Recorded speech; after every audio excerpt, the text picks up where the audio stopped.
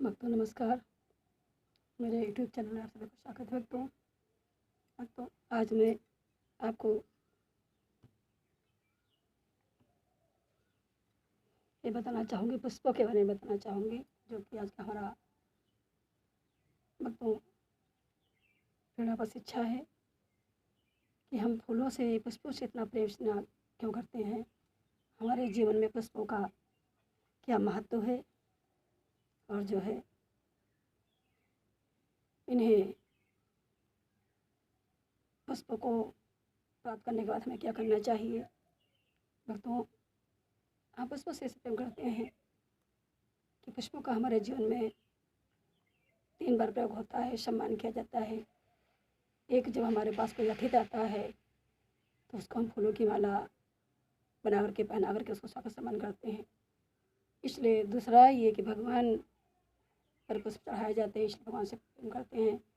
तीसरा, हमारे जीवन की अंतिम यात्रा में भी पुष्पों का काम रहता है। पुष्प हमारे जीवन में बहुत महत्वपूर्ण है, हमें निछावर किए जाते हैं और अंतिम विदाई पुष्पों के साथ होती है। अर्थात पुष्पों से को सदैव हमें सम्मान करना चाहिए। और यहाँ पे हम जो बताने आपको जा रहे हैं भक्तों, कि ये पुष्प जो है,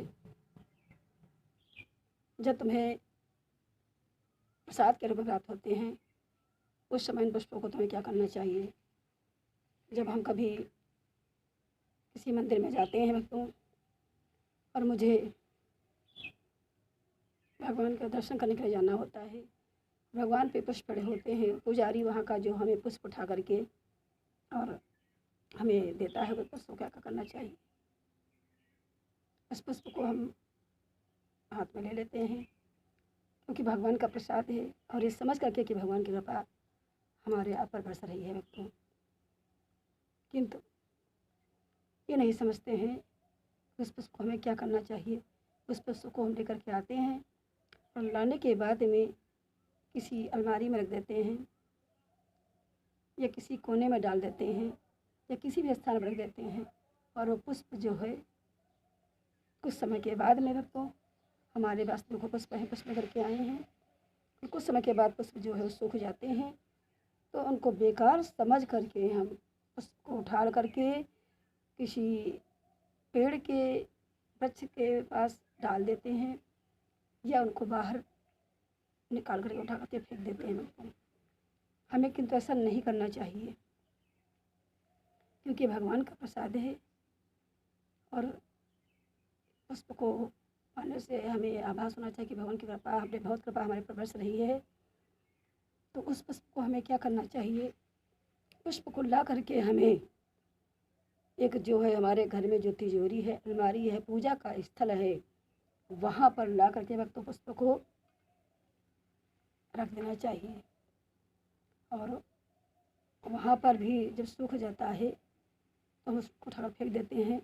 इसके लिए हमेशा करना चाहिए, कोई लाल वस्त्र लेना चाहिए, और लाल वस्त्र में फूल को जो है बांध करके हमें उस तिजोरी में, अलमारी में, जहाँ पे हमारी तिजोरी है, या पूजा का स्थल है, या ऐसी जगह है जहाँ पर बहुत कृपा बरस रही है, जहाँ पर आभूषण, गहने या लक्ष्मी की कृपा बरसे, उस पर रखना चाहिए।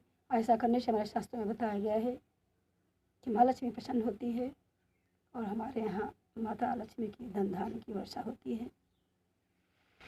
साथ में जो हमारे परिवार में सदस्य हैं, शास्त्र में बताया गया, उनकी आयु में वृद्धि होती है, घर में प्रसन्नता आनंद की लहर होती है, देवी देवताओं की कृपा बरसती रहती है। इसलिए हमें भक्तों पुष्प को कभी सुखाने के बाद फेंकना नहीं चाहिए, और वस्त्र में बांध करके रख देना चाहिए। फिर यहाँ पर प्रश्न की बात भक्तों ये आती है, चलो हम किसी मंदिर में गए, पुजारी ने हमको प्रसाद के रूप दे दिया, उसको ग्रहण किया, उसको तिजोरी में लगा रख दिया। किंतु जब हम कभी बाहर यात्रा के दौरान में होते हैं, और हमारे यात्रा में जाने के समय, या जहाँ पे हमारी यात्रा पूरी होती है, हमें किसी देवी देवता का दर्शन होता है, हम किसी मंदिर में दर्शन के लिए जाते हैं, वहाँ भी हमें प्रसाद के रूप में पुष्प भक्तों को प्राप्त होता है।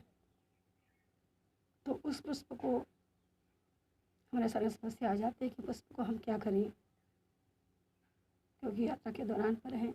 तो उसे भी हम पुष्प को क्या करना चाहिए कि पुष्प को लेकर के जो पुष्प में पुजारी के द्वारा प्रसाद के रूप में प्राप्त हुआ है उसको शुंघना चाहिए। हमारे पास भी देखो ये गुलाब का फूल है, गुलाब के फूल हैं, गोवर्धनी के फूल हैं, सब हर तरह के फूल भी हैं, तो उनको सूंघना चाहिए। और सूंघ करके ने से फिर उनको जो है अपनी पैकेट में या कोई कपड़ा नहीं है तुम्हारे पास बस तो कागज़ में उसको रख करके हम कोई कागज़ भी ले सकते हैं, कोई पन्नी हमारे पास उसको भी रख सकते हैं उसमें, और बांध करके हम उसको अपने पैकेट में रख करके और अपने स्थान पर ला करके किसी अलमारी या किसी देवी देवता के स्थान पर रख सकते हैं।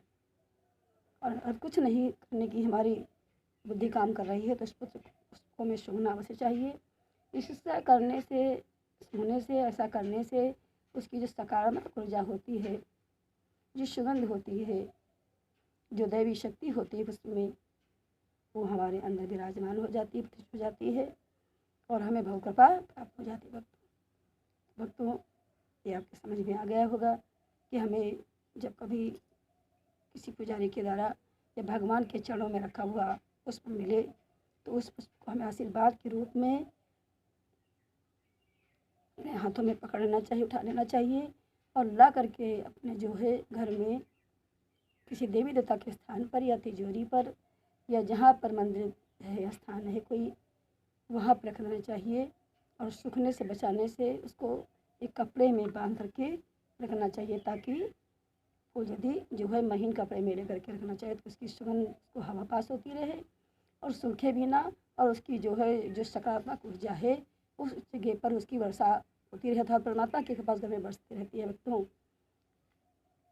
तो भक्तों यह पता चल गया होगा कि हमें पुष्प को क्या करना चाहिए, कहाँ रखना चाहिए और उसको फेंकना नहीं चाहिए।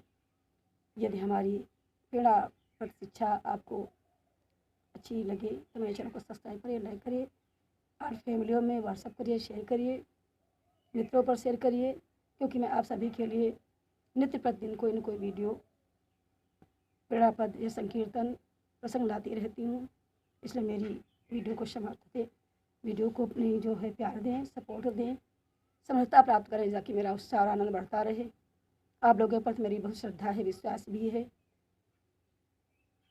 आप लोग भी हमारी सपोर्ट और जो है प्रेम स्नेह प्रदान करते हैं, इसके लिए मैं आप सभी की आभारी हूँ। क्योंकि मानव जीवन भक्तों इस संघर्ष और से भरा हुआ है। इस जीवन को परमात्मा के चिंतन में लगाने पर या परोपकार में लगाने पर या विश्व कल्याण के हित समर्पण भाव को रखने में ही हमारी आप सबकी भलाई है। यही सोच करके मैंने सदैव अपने मन को एकाग्र करके ज्ञानवर्धक व्यवस्थाओं में कर्म में सत्मार्गों पर एकांत में रह करके इसको अर्पण किया है। इसलिए अंतिम इच्छा भी मेरी यही हुई जागृत, क्यों मैं न आप सभी लोगों को अपनी ज्ञान बुद्धि के अनुसार अच्छी अच्छी प्रेरक वर्धक ज्ञान शिक्षाएँ, पावन संकीर्तन प्रस्तुत करूँ अपने मुखारबों से, ताकि आप लोगों सभी लोगों का जीवन धन्य हो और मेरा भी जीवन धन्य हो। ये भगवान भोलेनाथ की भक्त बैरागनी है। इसका जीवन सदैव एकांत वास पर रहने की प्रेरणा थी और सदैव संसार से व्यस्त रह करके परमात्मा चिंतन करना, सद्मार्ग करना, परोपकार करना, इस जो है दासी की बैरागन की ये जिज्ञासा लालसा थी। और भगवान भोलेनाथ की कृपा से इस दासी को विश्व बंधु कल्याण हित की भावना जागृत हुई। मैं एक शास्त्री भी हूँ और भगवत प्रसंगों में बहुत रुचि निष्ठा मेरी है और एक शिक्षिका भी रही हूँ इसके पहले। ये सब भगवान के प्रसाद और कृपा का फल था। भक्त आप सभी पर भगवान से मेरी प्रार्थना है, भोलेनाथ से ही, माता पार्वती की विजय हो कि आप सभी पर सदैव कृपा बरसती रहे प्रभु की, और आप भी परोपकारी और विश्व बंधु कल्याण के हित की भावना के अंदर जागृत हो, सत्कर्मी सद्मार्गी बने। यहीं से बाड़ी को विराम देती हूँ। सभी से मेरा जय श्री सच्चिदानंद भगवान की जय हो। जय हो माता पार्वती, हर हर महादेव।